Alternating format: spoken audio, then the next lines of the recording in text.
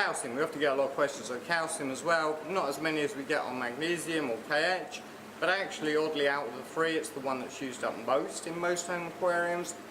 Calcium is used up by a wide variety of animals ranging from clean-up crew to hard corals and clams. Even soft corals use a little bit of calcium as well. And there's even a tiny amount used up in the removal of phosphates by denitrifying bacteria. Oddly though, everyone seems more obsessed with KH and tends to dose that and ignore calcium, but calcium is actually the more important out of the two to keep an eye on if you are going to. So first of all, if you're fairly new to the hobby, or you don't have a good understanding of the way that KH, calcium and magnesium all interact with each other, and if you haven't got a lot of hard coral in the tank, then you can completely ignore calcium. If you've just got fish and soft corals, just completely ignore it, don't bother testing it, don't bother adjusting it. Water change will carry you through and you won't need to worry about it all.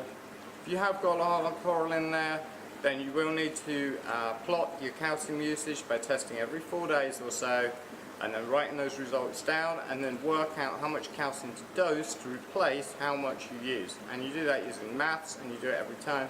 There's various reef calculators online to help you with that. The simplest way to dose calcium is with a liquid buffer. Once that starts becoming expensive, if your usage is very high, switch to a dry buffer and mix your own liquid.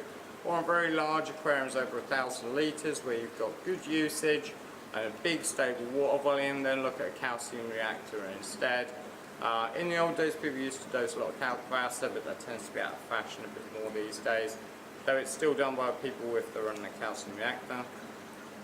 The chemistry on how you interact between calcium, KH and mag is quite complicated and beyond the scope of these little short videos, but if you're new to it and you haven't got a lot of hard coral, just completely ignore it, because chances are if you start messing around with it without a good understanding of the chemistry involved, you probably do more harm than good.